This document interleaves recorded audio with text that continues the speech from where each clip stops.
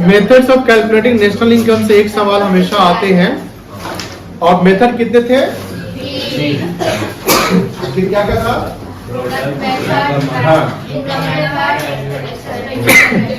Product, income और expenditure method. Product method से हम लोग जब चलते हैं तो सेल से चलते हैं, यानी इससे स्टार्टिंग कहाँ से होता है? सेल से कहाँ पहुंचेंगे? आउटपुट। आउटपुट से कहाँ पहुंचेंगे? मैन्युफैक्चरिंग क्या है? जीडीपीएमपी। जीडीपीएमपी से माइनस करेंगे डेप्रिसिएशन, तो क्या आएगा? एनडीपीएमपी। एनडीपीएमपी से माइनस करेंगे एनआईटी। क्या माइनस करेंगे? एनडीपीएफसी आएगा। क्या आएगा? एनडीपीएफसी। एनडीपीएफसी है डोमेस्टिक इनकम कहलाएगा। क्या कहलाएगा? Domestic income. फिर एनडीपीएफसी में एनएफआईए जोड़ देंगे तो क्या आएगा? एनएनपीएफसी आएगा, और एनएनपीएफसी इज कॉल्ड नेशनल इनकम। ये आउटपुट मेथड था। अब हम आते हैं इनकम मेथड पे। प्रिकॉशन पढ़ लिए थे। इनकम मेथड पे जब आते हैं तो इनकम मेथड में हमें डेप्रिसिएशन का यूज नहीं है, कोई सेल्स का यूज नहीं है, कोई इंटरमीडिएट कॉस्ट का यूज नहीं है। समझ में आई ना? सीधा सीधी यहाँ पर क्या, और यहाँ पर ये भी ध्यान रखना है कि सर एनआईटी का भी यूज नहीं है। No depreciation, no NIT, only NFIA. बात समझ रहे? तभी इनकम मेथड क्या है कि कोई भी resident as well as non resident, ठीक है, जैसे डोमेस्टिक इनकम पढ़ाए गए थे थ्योरेटिकल चैप्टर्स में, जिसमें ये बताए गए थे कि डोमेस्टिक इनकम का मतलब होता है कोई भी इनकम अगर फैक्टर इनकम अर्न्ड होता है किसी के द्वारा, अब किसी के द्वारा में हो जाएगा resident as well as within the domestic territory. तो डोमेस्टिक इनकम के लिए डोमेस्टिक टेरिटरी पकड़ना है। क्या पकड़ना है बेटा? डोमेस्टिक टेरिटरी पकड़ना है। क्या है डोमेस्टिक टेरिटरी? जैसे ये अभी आईपीएल चल रहा है, विदेशी प्लेयर इसमें आए हुए, इंडिया कमेंटेटर सब आए हुए हैं। ये है आपका ग्लोब है ना? अब ग्लोब में इंडिया दिख रहा है आपको, इंडिया दिख रहा है। तो इंडिया का जो डोमेस्टिक टेरिटरी है इसको इकोनॉमिक टेरिटरी कहते हैं। क्या कहते हैं? इकोनॉमिक टेरिटरी में जो लैंड एरिया है प्लस कोस्टल एरिया लिया जाता है। कोस्टल एरिया में मतलब कि सी एरिया लिया जाता है, जिसका कितना माइल लेते हैं? 12 नॉटिकल माइल। कितना लेते हैं? हाफ पार बोलते हैं, भूल जाते हैं। 12 नॉटिकल माइल। तो यहाँ पर जैसे इंडिया का ये बॉर्डर है ना, यहाँ पर ये क्या है? ये अंडमान निकोबार है ना? अंडमान निकोबार ही ना? अंडमान निकोबार है। ये भी कहाँ है? इंडिया है। आपको देखोगे लक्षद्वीप है। कहाँ है लक्षद्वीप? ये लक्षद्वीप है। लक्षद्वीप ये है आपका। ये भी क्या है? इंडिया है। बहुत सारे ऐसे छोटे छोटे आइलैंड है। तो दीज आर द इंडिया। अब इंडिया का जो पॉलिटिकल बाउंड्री होता है तो वो है ये है, प्लस इकोनॉमिक बाउंड्री लेते हैं। इकोनॉमिक बाउंड्री जो डिफाइन करता है यूएनओ में। कहाँ डिफाइन होता है? UNO, united nation of organization. तो अब देखो कहीं भी इनकम जनरेट हो रहा है, कहीं भी जनरेट हो रहा हो, कोई भी जनरेट कर रहा हो, मान लो यहाँ इनकम जनरेट हुआ, यहाँ कहीं भी मान लो कि जैसे पैट कमिंस इनकम कमाया, और भी जो फॉरेन जो भी है, कहाँ जनरेट हो रहा है, यानी land of generating the income. देखिए land of generating the income, और land of generating the income अगर डोमेस्टिक टेरिटरी है तो डोमेस्टिक इनकम हो गया, चाहे कोई भी जनरेट कर रहा हो, वो है डोमेस्टिक इनकम। अब जैसे मालूम कि हम सुन रहे हो कि T20 वर्ल्ड कप होना है, तो T20 वर्ल्ड कप इंडिया में नहीं होगा, कहाँ होगा? वेस्ट इंडीज और यूएस में शायद होने वाला है। तो वेस्ट इंडीज और यूएस किधर इधर है कहीं? अफ्रीका में। कहाँ है अफ्रीका? ये है इधर है ना? नहीं इधर नहीं, और नॉर्थ अमेरिका और इधर। हां और लेफ्ट तो ऊपर। ए भाई तो कहाँ तक आ गए? ये इस साइड से नॉर्थ अमेरिका और हां इधर ये ना? यस सर यहीं पे। अब यहाँ हो रहा है तो यहाँ पर तो विराट कोहली खेल रहा हो, खेलेगा, रोहित शर्मा भी जाएगा। मतलब इंडियन प्लेयर्स यानी रेसिडेंट जाएंगे। कौन जाएंगे? रेसिडेंट। रेसिडेंट मतलब जो डोमेस्टिक टेरिटरी का पर्सन है वो जाएगा दूसरे देश से कमा के फिर इंडिया ले आएगा। तो वो डोमेस्टिक इनकम नहीं होगा। डोमेस्टिक इनकम क्यों नहीं होगा? डोमेस्टिक इनकम में सबसे इंपॉर्टेंट पॉइंट है कि डोमेस्टिक टेरिटरी होना है। डोमेस्टिक इनकम के लिए क्या होना चाहिए? डोमेस्टिक टेरिटरी में कोई कमा ले। लेकिन अब कोई भी इंसान बाहर कमा के, अगर जैसे कपिल शर्मा का शो जो 192 कंट्री में हो रहा है, तो कपिल शर्मा का शो, कपिल शर्मा तो रेसिडेंट इंडियन है। अब मान लो कि उसका रेवेन्यू मान लो कि पुर्तगाल में जनरेट हो रहा है, पुर्तगाल का कंट्री है, अब पुर्तगाल में जनरेट होता है, क्या वो डोमेस्टिक इनकम में आएगा? नहीं आएगा। बट अर्न कौन किया है? रेसिडेंट इंडियन, यानी कपिल शर्मा किया है। Any income earn by resident is called the national income. तो नेशनल इनकम के लिए रेसिडेंट वर्ड का यूज करके, रेसिडेंट कहीं से कमा के लाए, रेसिडेंट इंडिया में कमाए या इंडिया के बाहर कमाए, नेशनल इनकम होगा। मेरी बात समझे? और नॉन रेसिडेंट का कमाया गया इनकम नेशनल इनकम का पार्ट नहीं होगा, पैसा एब्रोड जाएगा। लेकिन नॉन रेसिडेंट का कमाया गया पैसा जो डोमेस्टिक टेरिटरी में होता है, वो किसका पार्ट होगा? नॉन रेसिडेंट ने डोमेस्टिक टेरिटरी में पैसा कमाया, वो किस इनकम का पार्ट होगा? डोमेस्टिक इनकम का कि नेशनल इनकम का? डोमेस्टिक का। यानी क्लियर आ गया ना? तो जो इनकम मेथड से चलते हैं, तो जो सम फैक्टर, मतलब कि सम ऑफ 4 फैक्टर इनकम, कितने 4 फैक्टर इनकम है? 4। सैलरी एंड वेज, मतलब compensation to employ, rent, interest और प्रॉफिट, ये 4 चीज, ये चारों चीज जो इनकम जनरेट होंगे, तो ये हमारे अगर रेसिडेंट कमा रहे हो या नॉन रेसिडेंट कमा रहे हो with in the domestic territory, तो दिस इज कॉल्ड एनडीपीएफसी। क्या कहलाएगा? NDPFC. NDPFC is called domestic income. क्या बोलेंगे बेटा? और उस एनडीपीएफसी में एनएफआईए जोड़ दीजिए, net factor income from abroad, तो क्या बनेगा? National income. कोई दिक्कत नहीं है, ये हम लोग डिस्कस कर चुके थे। जैसे यहाँ देखो, यहाँ से sum total of factor income generated within the domestic of the country by the resident or non-resident is called net factor income from abroad is इसमें क्या आ जाएगा? अब फैक्टर इनकम क्या है? तो 4 फैक्टर इनकम है। इसमें एक था कॉम्पनसेशन ऑफ, देखो कॉम्पनसेशन ऑफ एम्प्लॉय में 4 आइटम है, ये हम लोग पहले भी डिस्कस कर चुके हैं। रिटायरमेंट पेंशन किसको मिलता है? रिटायर्ड एम्प्लॉय को मिलता है। रिटायरमेंट पेंशन किसको मिलता है?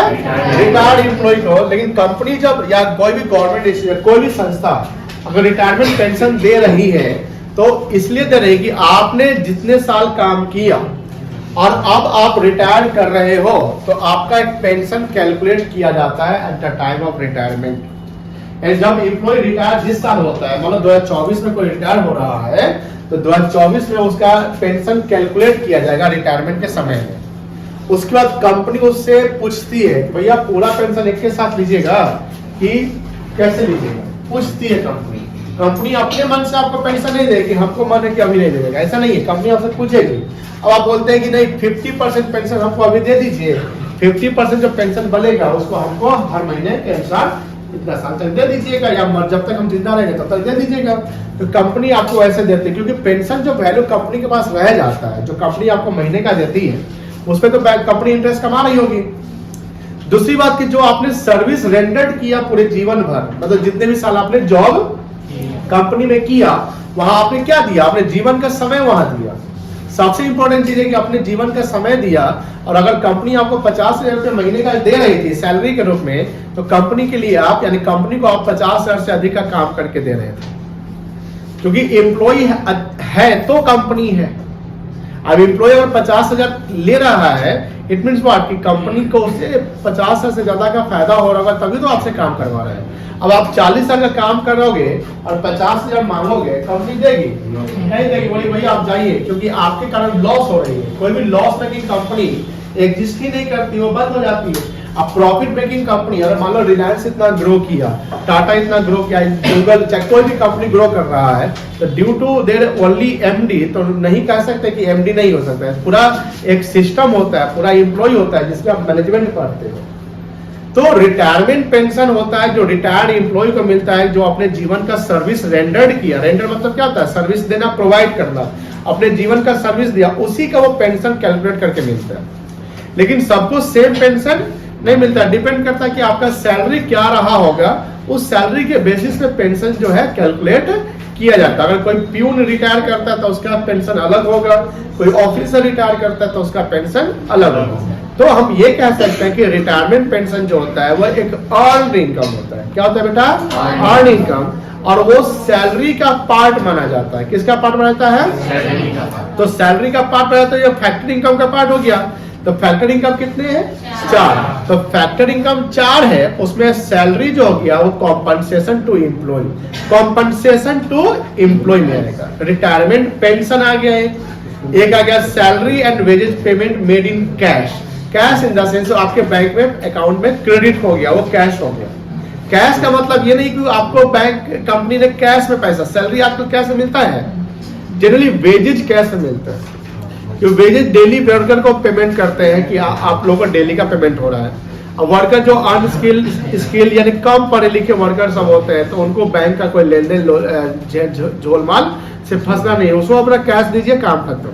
लेकिन जो हमारे एम्प्लॉय है, स्किल्ड है, थोड़ा पढ़े लिखे हैं, उनका प्रॉपर बैंक अकाउंट है, उनको सैलरी भी ज्यादा जाता है। क्योंकि ध्यान रखिएगा, कोई भी ऑर्गेनाइजेशन कैश में जो खर्चा कर सकती है एक आदमी पे, मतलब एक पेमेंट कर सकती है एक आदमी न से, या कोई एक खर्चा सिंगल बिल जो बनेगा, अकाउंटिंग करने का सोर्स ऑफ डॉक्यूमेंट होता है वाउचर। क्या होता है? कोई भी जब हम अकाउंटिंग करते हैं तो किसके हेल्प से करते हैं? वाउचर से। वाउचर मतलब ना अकाउंटिंग करेंगे, वाउचर नहीं तो अकाउंटिंग हो पाएगा? नहीं हो पाएगा।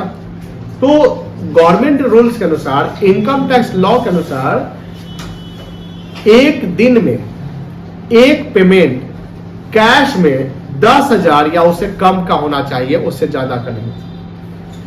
ऐसा हो गया तब अगर 10,000 से अधिक का खर्चा हो गया तो जो इनकम टैक्स डिपार्टमेंट है उसको खर्चा मानेगा ही नहीं, उसको आपको टैक्स देना पड़ जाएगा।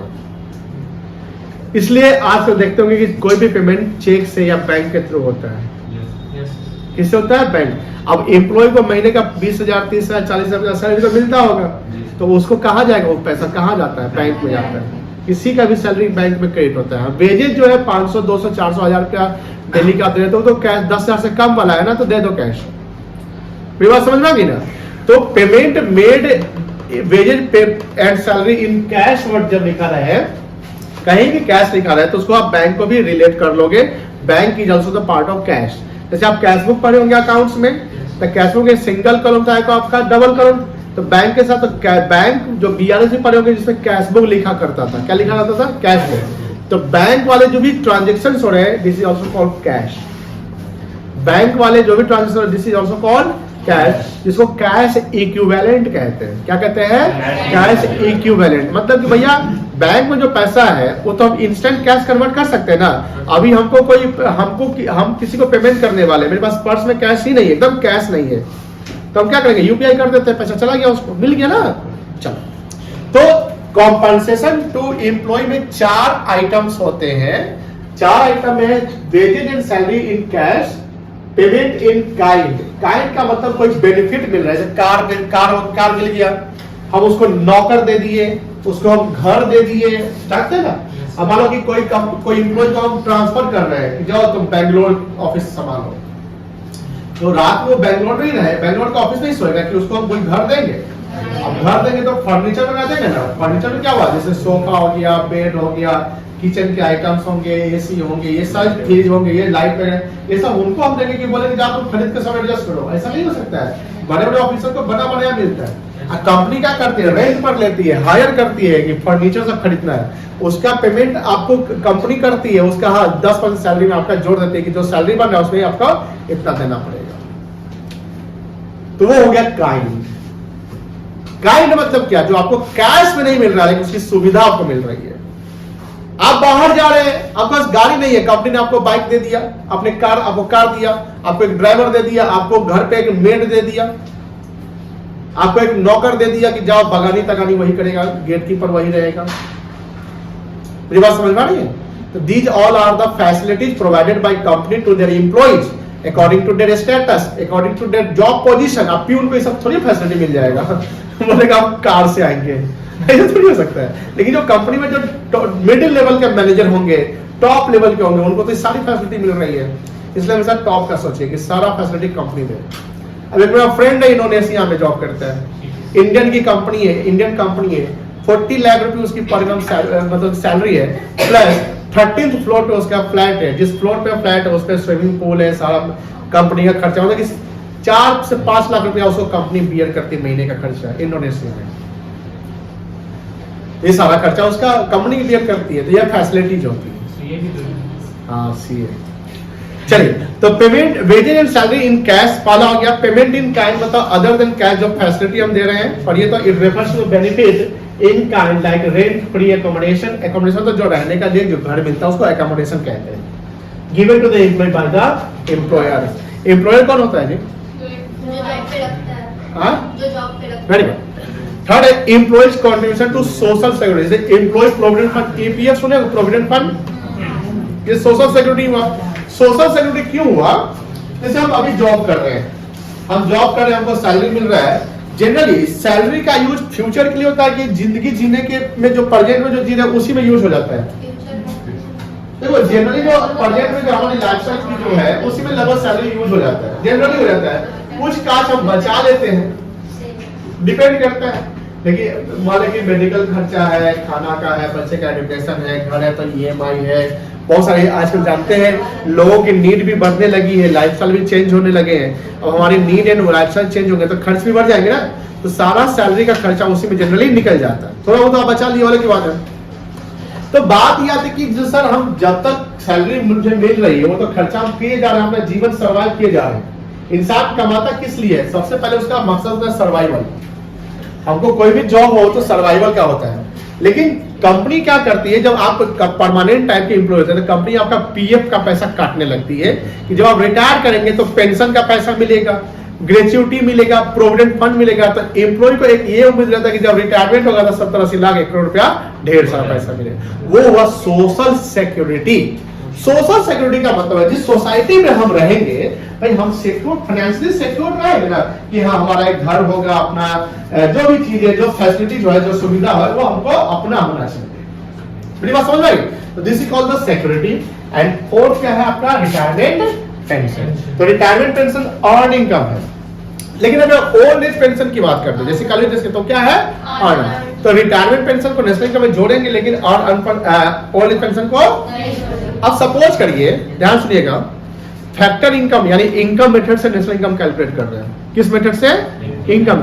और मान लो कॉम्पनसेशन ऑफ एम्प्लॉय, सीधा यहां पर कॉम्पनसेशन एम्प्लॉय ही लिख दिया है 10,000 करोड़। उसके बाद ये सब अलग से दिया हुआ है, मान लो ये सब अलग से, तो क्या लेंगे? नहीं लेंगे। बिकॉज सर जब ये ऑलरेडी इसी के लिए 4 पार्ट है, और जब ये दे दिया तो ये लेने की जरूरत ही नहीं है। असल अगर ये नहीं है, ये सब अलग अलग, तो सबको जोड़ दीजिए। मेरी बात समझ आ रही है? अगर मान लो फिक्स्ड एसेट्स वर्ड लिखा हुआ है और अलग से लैंड लिखा हुआ है, बिल्डिंग लिखा हुआ है, मशीन लिखा हुआ है, फर्नीचर लिखा हुआ है, तो जब हम फिक्स्ड एसेट्स को ले ही लिए तो अलग से लैंड, बिल्डिंग, फर्नीचर, मशीन को लेंगे? नहीं लेंगे। Because land, building, furniture, machinery जो है वो फिक्स्ड एसेट्स ही होता है। अगर करेंट एसेट्स लिखा हुआ है, क्या लिखा हुआ है? और फिर कैश भी लिखा हुआ है, तो कैश को लेंगे उसमें करेंट एसेट्स, ऑलरेडी जुटा हुआ है। अब ऐसा क्यों बता रहे हैं? गुडविल में 2-3 सवाल ऐसा मिला होगा, लिखा होगा टोटल एसेट्स एक्सक्लूडिंग कैश या ऐसा कुछ या कुछ, तो उसको आप नहीं लिए होंगे या लिए होंगे, ऐसे सवाल मिले होंगे। अब कोई नहीं बोल रहा है, इसका मतलब कि सबके ध्यान से उतर गया। छोड़िए, कितने फैक्टर इनकम थे भैया? 4 में पहला फैक्टर इनकम क्या था?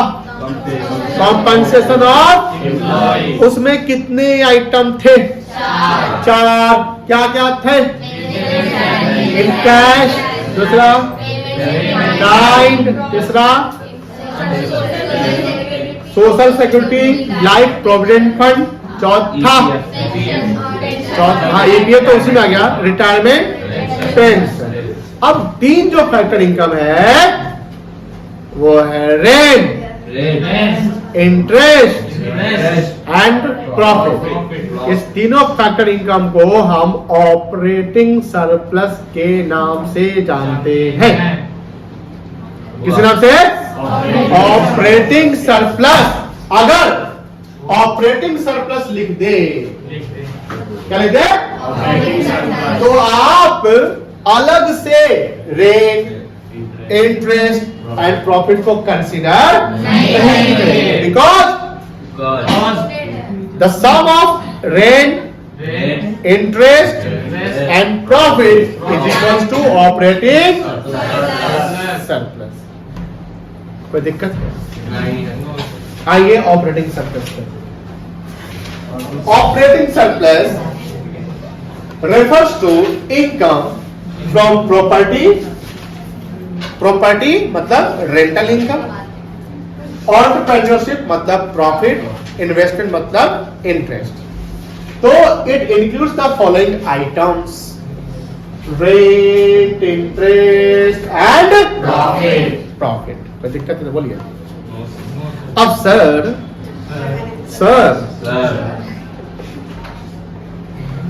जो ऑर्गेनाइजेशन को या कंपनी को जो प्रॉफिट आता है, क्या आता है? उस प्रॉफिट पे किसका नजर रहता है? किसका नजर रहता है? पहले तो सरकार का रहेगा। किसका रहेगा? तो कितना कमाया? अब मान लो ये बोलता है कि हमने कमाया 10,000 करोड़।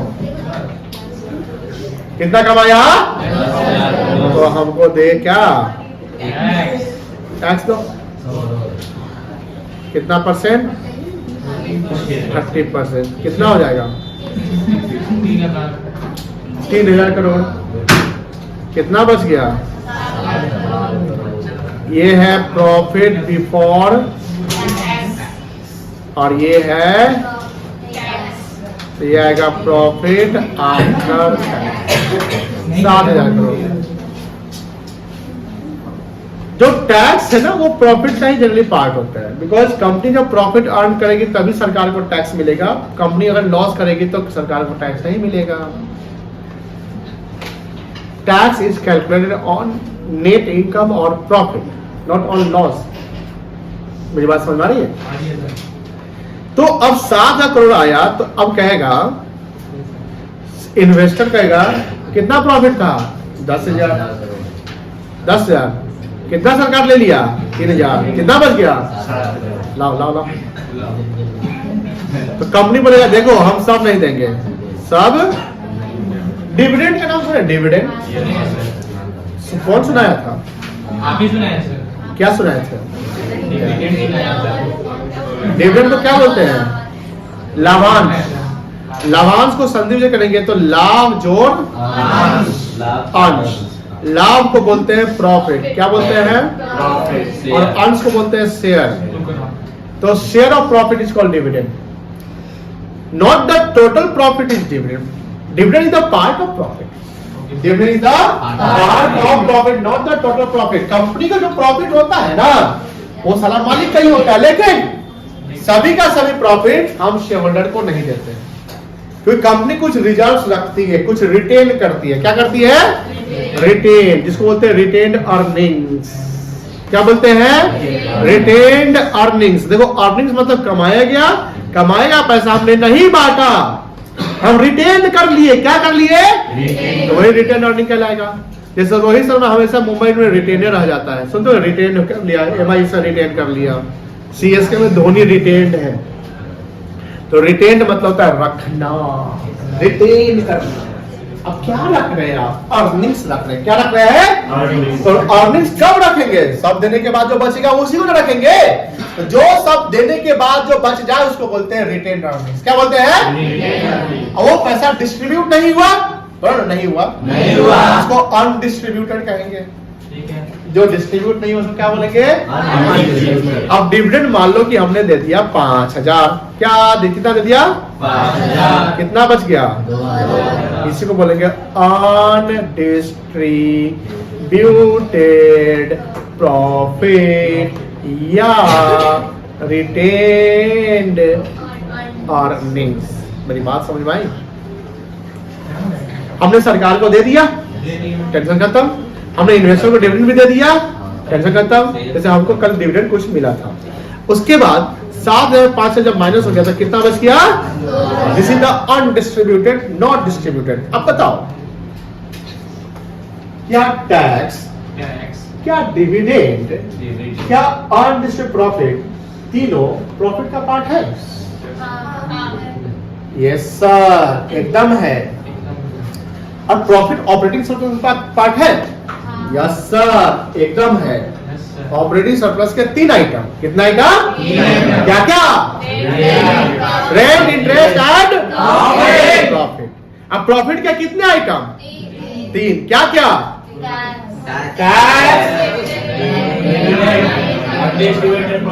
चलो समझ गए,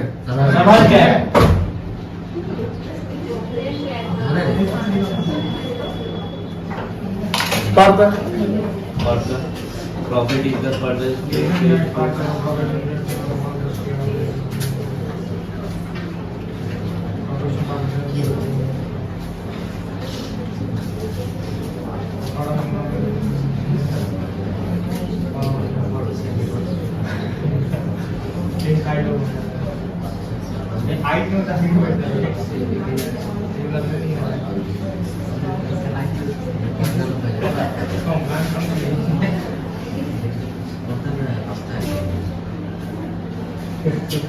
पढ़ लिया, पढ़ ली तीनों, समझ में आ गया? डिविडेंड क्या है? Dividend is the part of, dividend is not the total profit,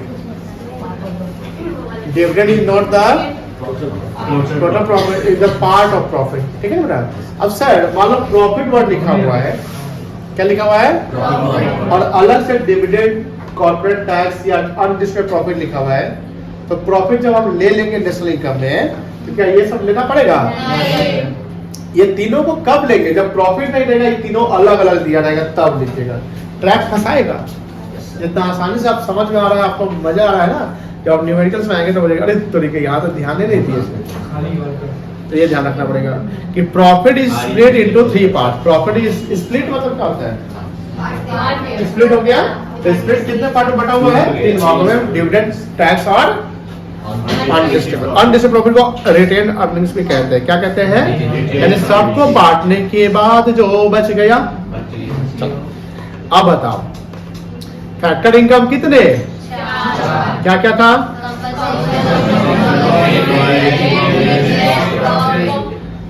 compulsory employ कितने? क्या क्या?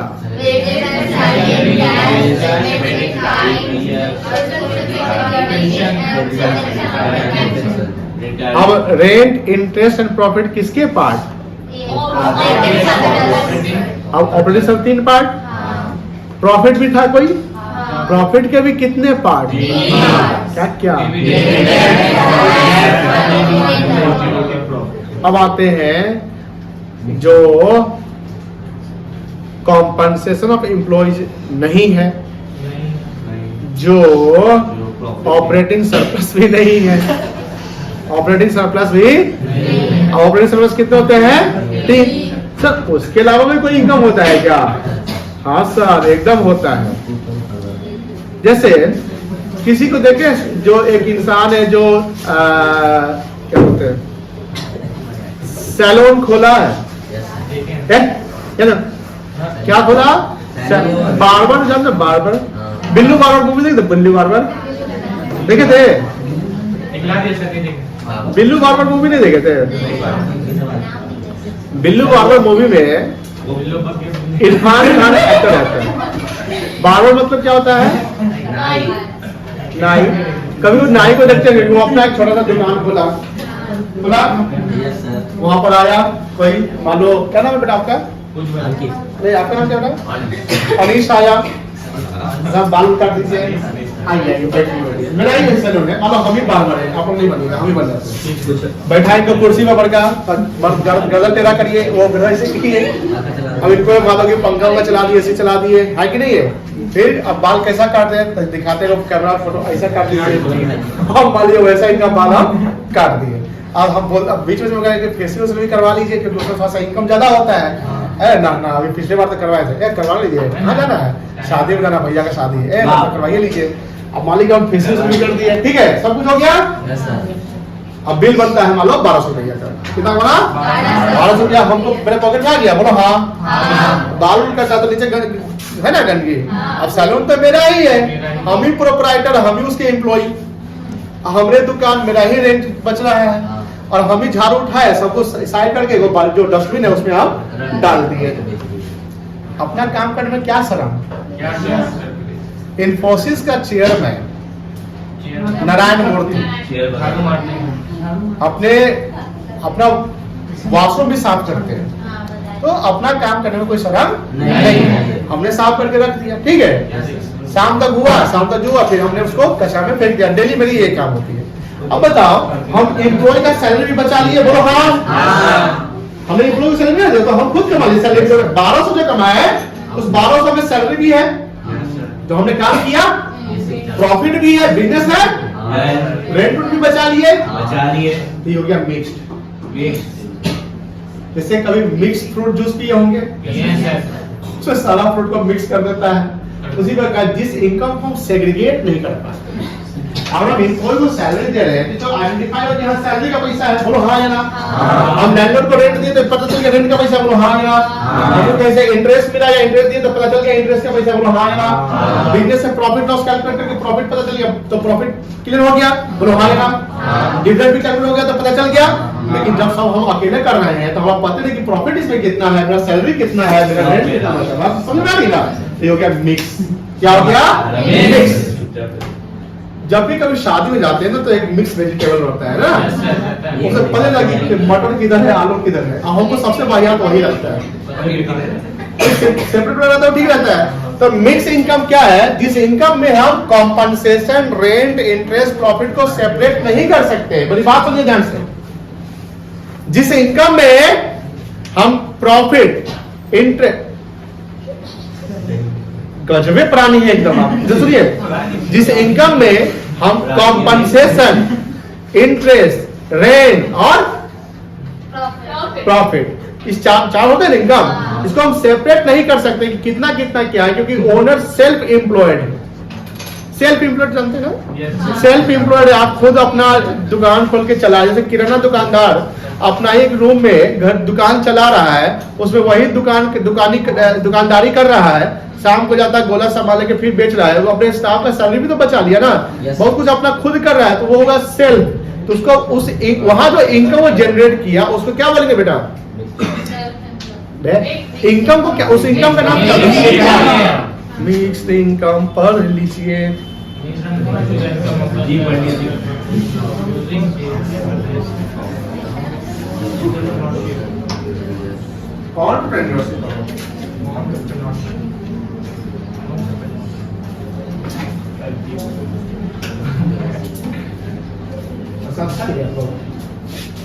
सर को कुछ पूछा नहीं, खा लिया आ चुके हैं। अब 11 वाले खा लिया। तुमको कब मिला? नहीं पीछे नहीं हाँ तो क्या हुआ? तुम लोग कितना बहुत ज्यादा खा लिया? नहीं हम लोग तो थोड़ा थोड़ा खाए थे, हम लोग को नहीं। अरे थोड़ा सही करता पेट भरने वाला चीज नहीं। पेट भरा तो ये पेट भरने थोड़ा थोड़ा खाए थे। वो आस्था को समझा रही है। नहीं ये भी थोड़ा ही खाए। थोड़ा ही कहानी से कम आया। सर को बोल दो नेक्स्ट टाइम जाना है। सहबा आगे जाएंगे। क्या बोली पता है? चलो बाहर। समझ मिक्स इनकम क्या लिखा हुआ था इसमें? Mix income refers to the income of the self-employed person. Self using their own labor, खुद कर रहा है, उसका अपना premises land है, capital अपना लगा है, household enterprise. Their income are a mixture of wages, rent, interest and profit. That is why it is called the mixed income. Separate estimate of wages, rent, interest is not possible because factor of production are not higher. यहाँ पर तो हम कहीं काम तो नहीं कर रहे हैं, हम तो खुद से अपना कमा के पैसा बना रहे हैं।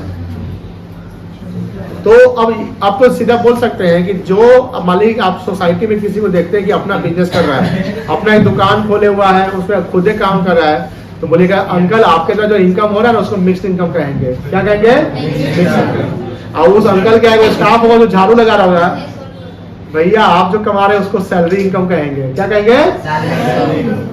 समझ गए? चलिए अब देखो इनकम क्लियर हो चुका है। तो मिक्स इनकम जिसको सेपरेट नहीं कर सकते, समझ गए? चलिए अनीश आप बताइए प्रॉफिट के कितने पार्ट है? प्रॉफिट को कितने भागों में स्प्लिट किया गया है? क्या क्या?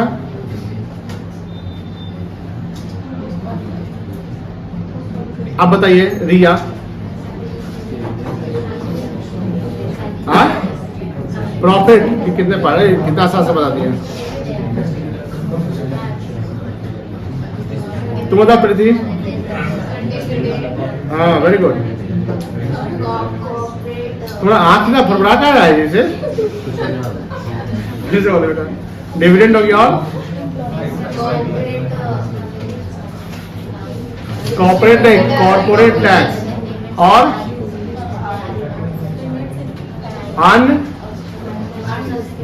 Undistributed profit. चलिए ध्यान रखिएगा। आर्यन जी सर। बताओ ऑपरेटिंग सरप्लस में क्या क्या आएगा? ऑपरेटिंग सरप्लस प्रॉफिट और इंटरेस्ट और एक रेंट। तुम बताओ श्रेयांश कॉम्पनसेशन और इम्प्लॉय में कितने आइटम आएंगे? 4। क्या क्या बेटा?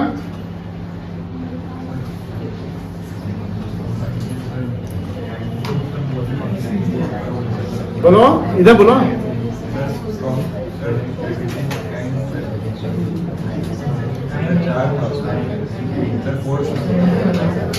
भूल गया। मूवी देखता है? मूवी आईपीएल देखता है? आईपीएल आईपीएल में कौन कितना रन बना तो याद रहता है? आप बताओ बेटा कॉम्पनसेशन एम्प्लॉय के 4 आइटम क्या क्या है? हाँ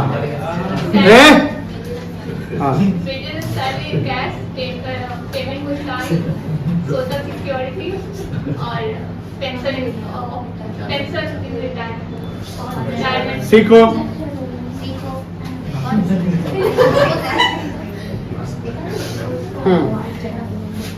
गुरु देखो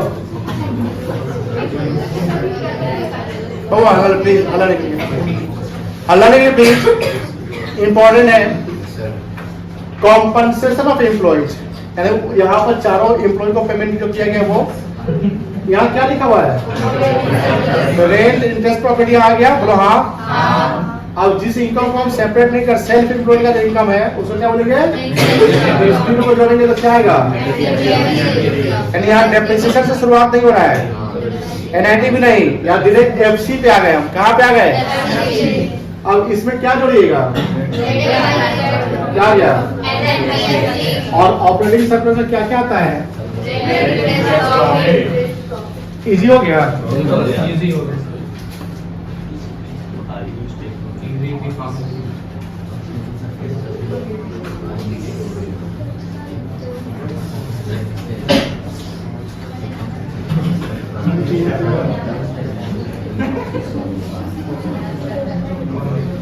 ये सवाल है देखिएगा।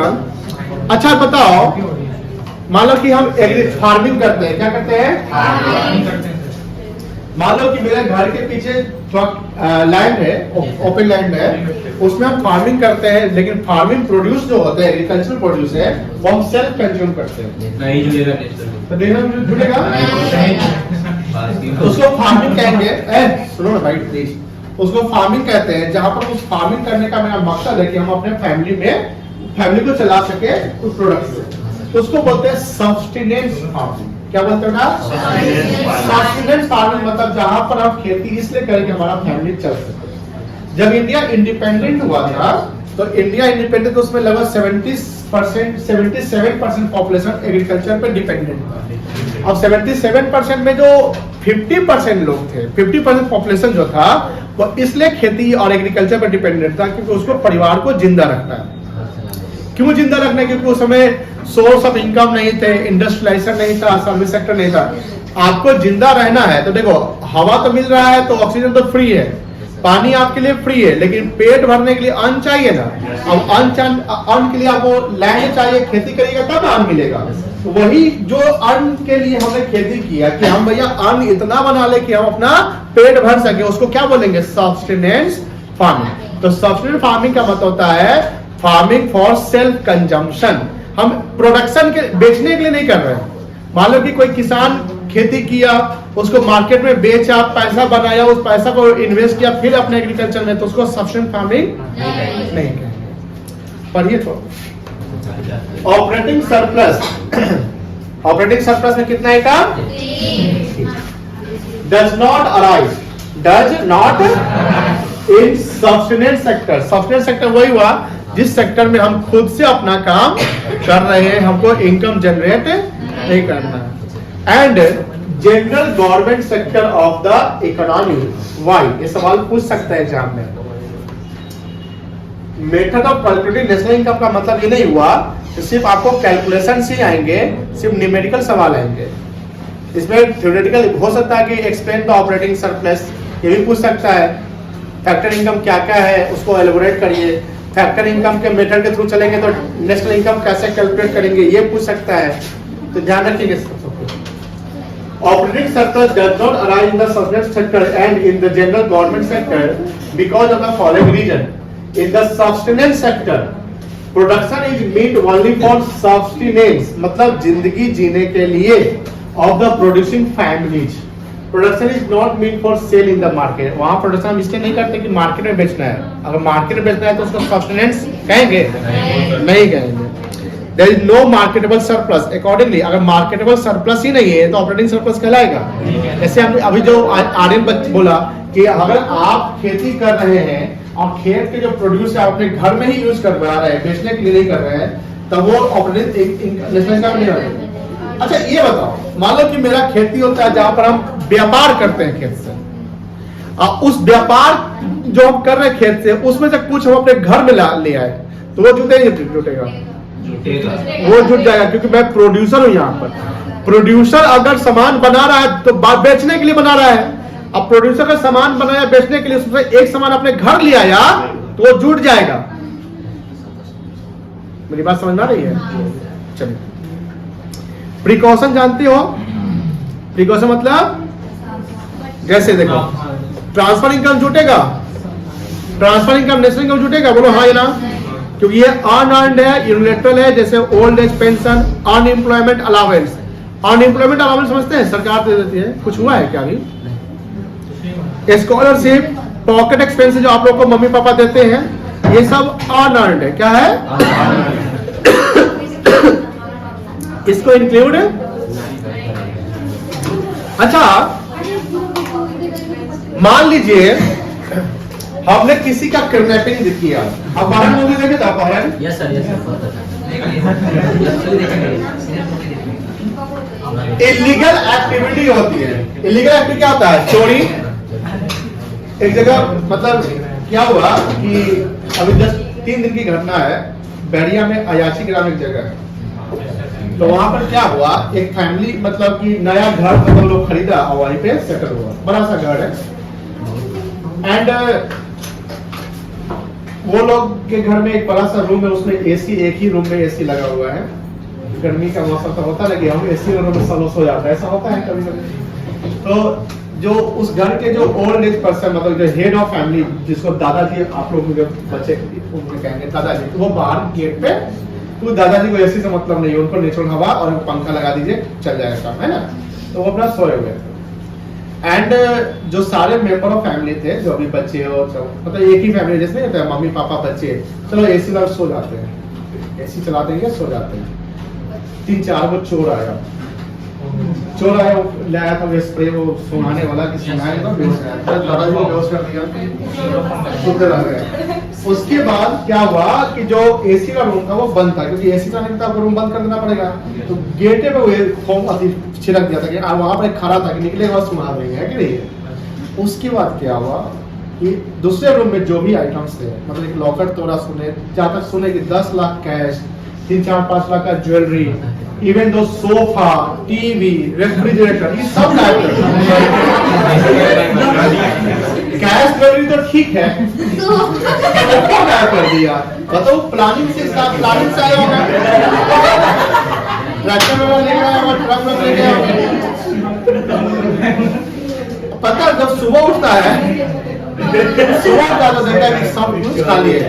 दादाजी से पूछा गया कि हमारा ऑफिस तो बंद ही होगा। अब उस घर में पता है, मतलब पता चला कि उस घर में 1 से 1.5 साल पहले एक बार और चोरी हो चुका था।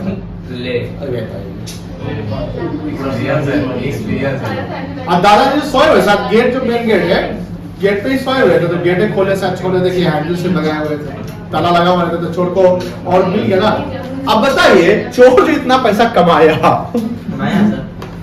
नहीं, रिस्क लेके चला था बेटा, पकड़ा था तो जेल चले जाता है ना। कमाया पैसा, मानो वर्ड, देखिए कमाया वर्ड जो है अकाउंट इकोनॉमिक्स में अर्निंग नहीं कहेंगे, इलीगल एक्टिविटी हो गया। बताइए, वो जो पैसा जो भी बनाया, क्या वो नेशनल इनकम में जुटेगा? नहीं जुटेगा। कोई मान लो कि पेडलिंग करता है, पेडलिंग इन द सेंस कि मान लो कि ड्रग सप्लाई में करता है, ड्रग सप्लाई के जो करता है ना, बीच का जो लड़का सब होता है, उसको पेडलर कहते हैं। क्या कहते हैं? पेडलर। पेडलर, पेडल, पैडल मतलब पैर से बना है, ठीक है। पेडलर मतलब चल के कोई सप्लाई, जैसे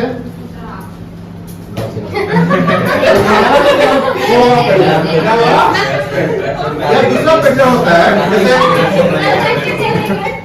आप रोज रास्ते देते होंगे तो आपके घर गांव में नहीं आता है, एक बड़ा सा वो लिए रहता है, या साइकिल से चलता है, हर एक बार 25 रुपया 50 पैसा मिलता है। पेडलर्स, उसको क्या बोलते हैं? पेडलर्स कहते हैं।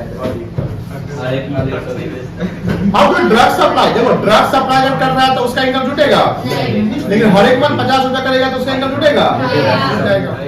प्रिकॉशंस मतलब कि क्या जुटना है और क्या नहीं जुटना है। तो यहाँ देखो, old age pension, unemployment allowance, unemployment allowance, employment allowance नहीं, unemployment allowance, pocket expenses, scholarship नहीं जुटेगा। दूसरा है इलीगल एक्टिविटी से कोई भी पैसा आता है, जैसे चोरी, gambling etcetera, is not to be traded as regard income generated in terms of black money. Black money जैसे कोई ब्राइब ले रहा है, ब्राइब समझते हैं ना, वैसे अभी ये चल रहा है ना, क्या बोलते हैं, इलेक्शन। चलो तुम्हारे घर में कितना लोग? 500 लोग, 5 लोग ले 2500 रुपया ले, कितना ले? 2500। तुम चल रहा शाम को चिकन चल रहा है, चिकन भात चलेगा, तो वो सब पैसा जो दिए वो जुटेगा?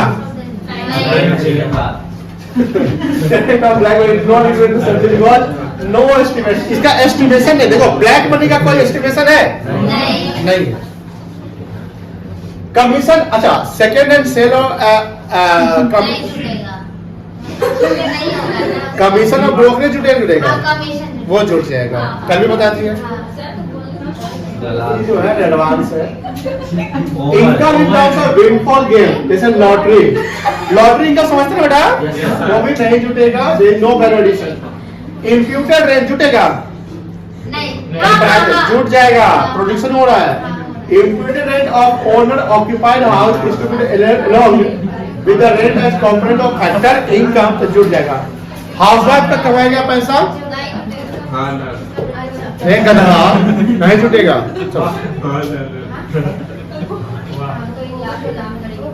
चलो इतना हो गया।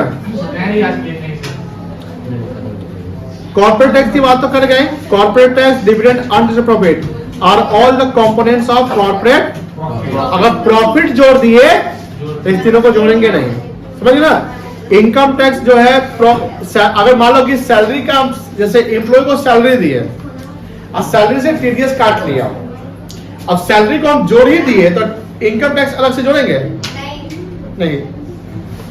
Income tax is paid out of compensation of employ, it should not be added in the estimation of various salary payment in cash and kind as well as social security contribution by the employer on behalf of employees are all component of compensation। अब अगर compensation जोड़ दिए तो ये सब अलग से जोड़ने की जरूरत नहीं है। वेरी गुड एग्जाम्पल, इस पे 1 and 2 बना लीजिएगा, बन जाएगा। फिर हम लोग कल एक्सपेंडिचर मेथड कल नहीं, नेक्स्ट टाइम हम एक्सपेंडिचर कर लेंगे, परसों नहीं करेंगे, प्रीफर करेंगे। चलिए, ऑल द बेस्ट।